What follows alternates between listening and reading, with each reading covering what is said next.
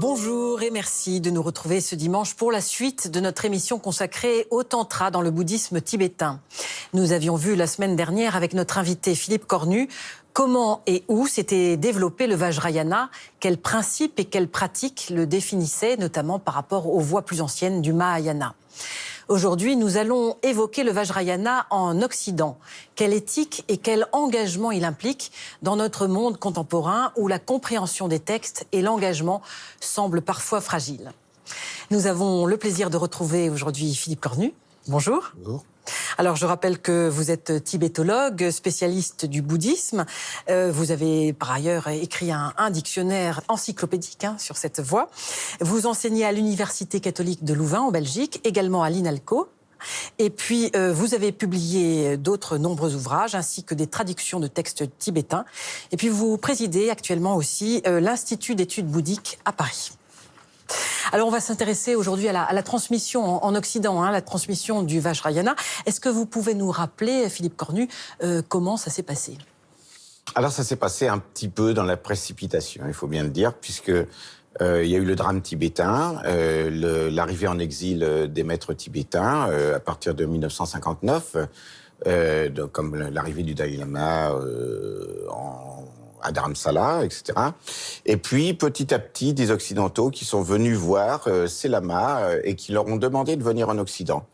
Et donc, ils ont vu cet intérêt, ils ont été assez impressionnés par, en fait, une certaine demande, mais vraiment assez volontaire, Et ils ont commencé à venir et à établir des centres bouddhistes tibétains en Occident. La transmission était menacée, donc ils ont été assez généreux au départ.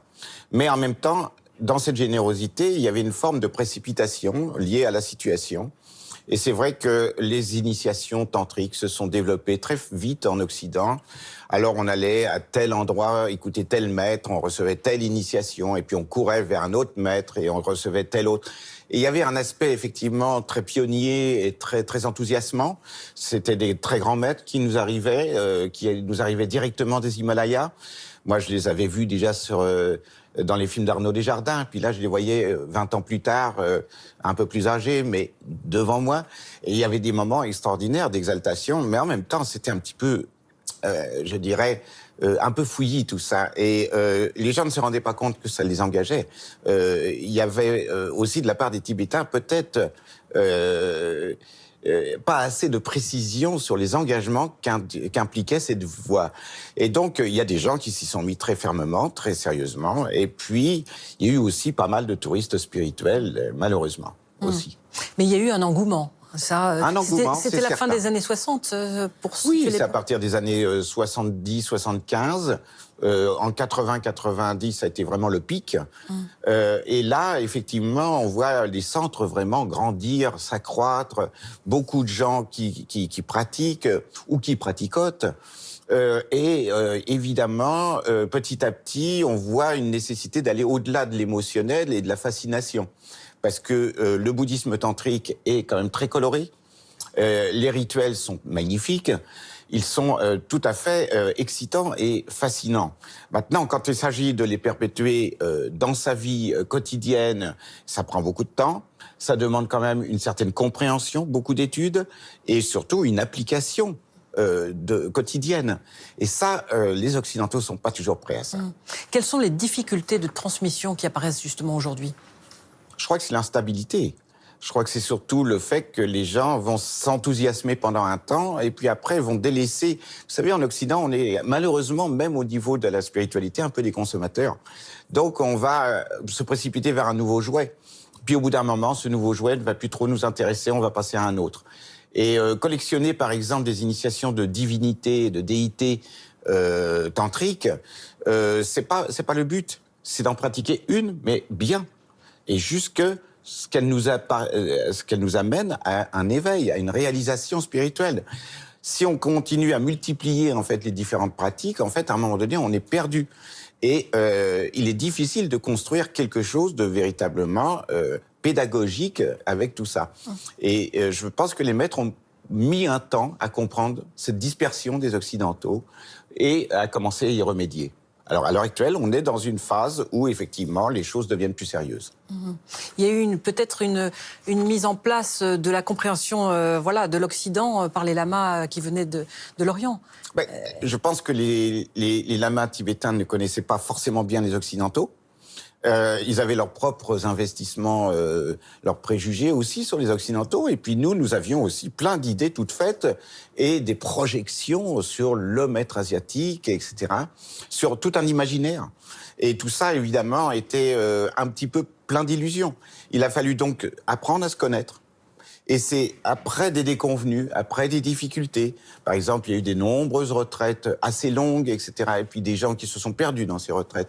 Et il fallait vraiment donner plus de cœur à tout ça.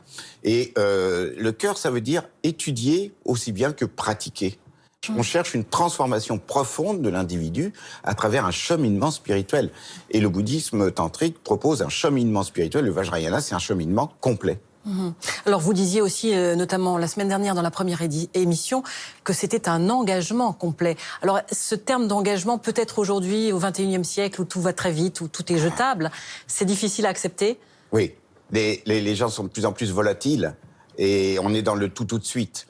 Et également dans cet aspect de « je le veux ». Et donc voilà, on se précipite sur quelque chose, on le veut tout de suite, on veut l'expérimenter et puis on se lasse. Parce que finalement, le chemin spirituel, c'est ingrat. On rencontre également ses propres difficultés, on rencontre ses propres démons intérieurs. Et il faut savoir les affronter et aller plus loin. Et regarder tout ça, disons, avec un espace, une sorte d'humour également, mais en même temps du sérieux. Et ça, évidemment, ça demande vraiment beaucoup de constance. Et on ne peut pas faire les choses comme ça, sur un élan simplement du cœur. Il y a eu beaucoup trop un élan, je dirais, d'une dévotion qui ressemblait à une forme d'idolâtrie, un petit peu, des maîtres. Alors qu'en réalité, ce qui compte, c'est de se relier à travers le maître à notre véritable nature, à travers la pratique de la déité qui nous est proposée. Alors, précisément, que veut dire prendre un tantra, Philippe Cornu? Alors, ça veut dire recevoir une initiation précise d'une déité qui va devenir notre modèle d'éveil. C'est un peu comme un moule dans lequel on va se fondre, où on va trouver sa véritable nature. Donc, la déité, ça peut être une déité paisible, une déité courroucée. Ça va travailler sur nos émotions, ça va travailler sur nos défauts fondamentaux et ça va les transformer en qualité d'éveil. Et donc, c'est vraiment le véhicule par excellence, c'est la déité. Mais cette déité n'est pas différente dans son essence du maître qui l'a transmise. C'est-à-dire, c'est l'esprit de sagesse du maître qui nous est transmise à travers la déité et qui fait écho à notre véritable nature. Et c'est ainsi que notre vraie nature va pouvoir enfin se révéler. Alors, selon vous, il vaut mieux prendre moins de tantra plutôt qu'essayer de tout aborder, de tout vouloir connaître. Bien sûr. Si on veut trop embrasser, ça ne va pas fonctionner véritablement.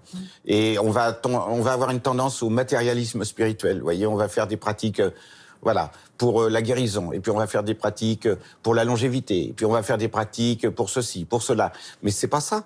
La pratique, elle est faite pour s'éveiller. Alors évidemment, les pratiques secondaires sont importantes pour créer les bonnes circonstances. Donc, une longévité un peu plus grande permet d'avoir des circonstances pour pratiquer plus longtemps, mais c'est pas le but en soi. Et on a une tendance un petit peu à prendre les pratiques comme des gadgets, et ça, c'est problématique. Est-ce qu'il y a aussi un manque de connaissances profondes de ce qu'est sont des notions fondamentales telles que la vacuité, par exemple? Ah, tout à fait. Parce que si on prend la déité comme étant une divinité existante en soi, etc., ou si on se transforme en la divinité en pensant que ça devient notre nouvelle personnalité, on est complètement à côté de la plaque, car notre moi n'a pas d'existence réelle dans le bouddhisme. Et c'est précisément, en fait, c'est la manifestation de notre énergie éveillée, cette déité. Mais cette déité, elle est vide et lumineuse.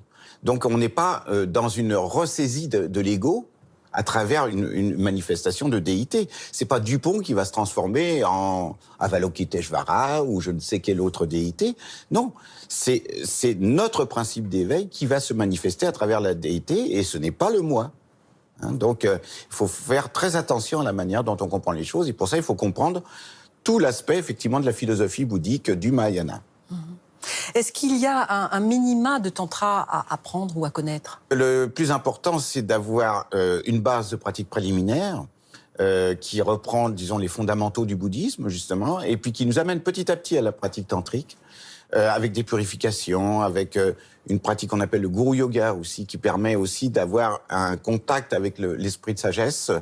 Et puis, ensuite, on rentre dans une pratique tantrique elle-même, une pratique du maître, par exemple, sous la forme d'une déité qui représente le maître, comme par exemple Guru Rinpoche, ou ça peut être Milarepa, ou d'autres grands maîtres qui sont considérés comme une déité.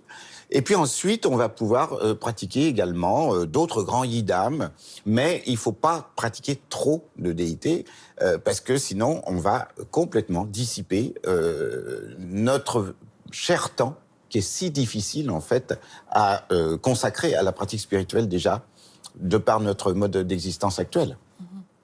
Vous pensez aujourd'hui, Philippe Cornu, que les lamas, les jeunes lamas, la nouvelle génération qui vient en France, en Occident, s'est adaptée justement à l'Occident par rapport à il y a 50 ans, les premiers arrivants?